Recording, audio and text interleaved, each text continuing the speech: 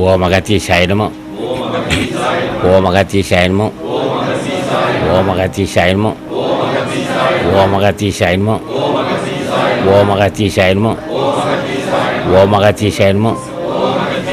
ஓம் அகத்தீசாய நமோ.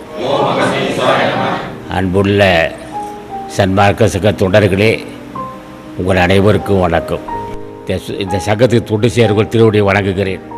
அவர் வாழ்க என்று வாழ்த்துக்கிறேன். இந்த சங்கத்துக்கு யார் யார் பொருள் செய்கிறார்களோ அவர் நீடு வாழ வேண்டும். நான் பெற்ற அந்த பேரின்பத்தை அவர் பெற வேண்டும் என்று ஆசான் ஆரோக்கியபுரமானை வணங்கி வாழ்த்துக்கிறேன். ஆக ஒரு சங்கம், இந்த சங்கம் வளருது என்றால்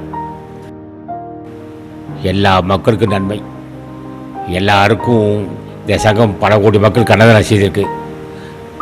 அவர் ஐயா அவர் சொன்னார், மாதவ ஐயா சொன்னார் 8 கோடி பேர்னார். ஒரு அளவுக்கு தான் செஞ்சு அவர் தான் சொன்னார் கொஞ்சம்.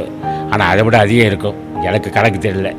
ஆனால் ஒரு சங்கம் வளர்ச்சி அடைந்தால், ஒரு சங்கம் இருந்தால் அந்த சங்கத்தால் என்னடா பயன் கேட்டான்.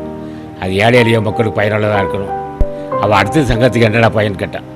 உண்மை ஆன்மீகத்தை மக்களுக்கு பரப்பணும். உண்மை ஆன்மீகம் என்னன்னு கேட்டான்.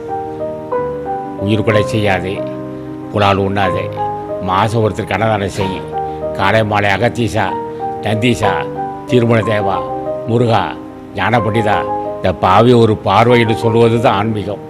அதான் உண்மை ஆன்மீகம். மற்றதெல்லாம் உண்மை ஆன்மீகம் இல்லை.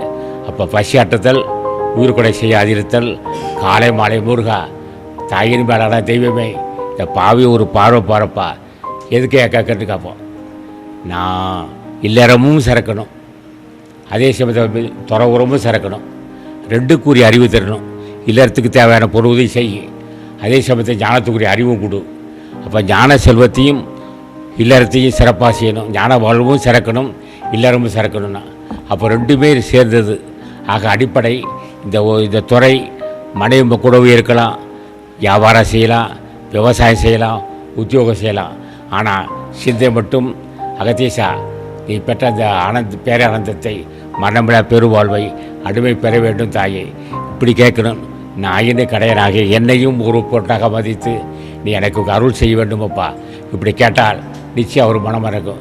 நோக்கம் என்னென்னா, நீ பெற்ற அந்த பேரின்பத்தை யான் பெற வேண்டும், நீ பெற்ற அந்த மரணமில்லா பெருவாழ்வை யான் பெற வேண்டும். அதுக்கு தான் உன்னை கூப்பிட்றேன். எனக்கு மனைவி செல்வம் கொடுத்துருக்குறேன். ஆனால் சில பேருக்கு செல்வம் கொடுக்குறான் கடவுள், கோடி கோடியாக கொடுக்குறான். எதுக்குறான்னா நல்லபடி தர்மகாரி செய்கிறான்னு கொடுத்தான். அவனே சில பொருட்கள் இருக்கப்பட்டுக்கிட்டான். இது யாரோ ஒரு கடவுள் கொடுத்த பொருளை பசித்தேலருக்கு பசி ஆட்டாமல் இருந்தால் நிச்சயமாக நீ தாழ்ந்த பிறவியில் பிறக்க வேண்டிய சூழல் இருக்குது, நூல் இருக்குது. ஆக இந்த சங்கம் வருங்காலத்தில் இப்போது செய்த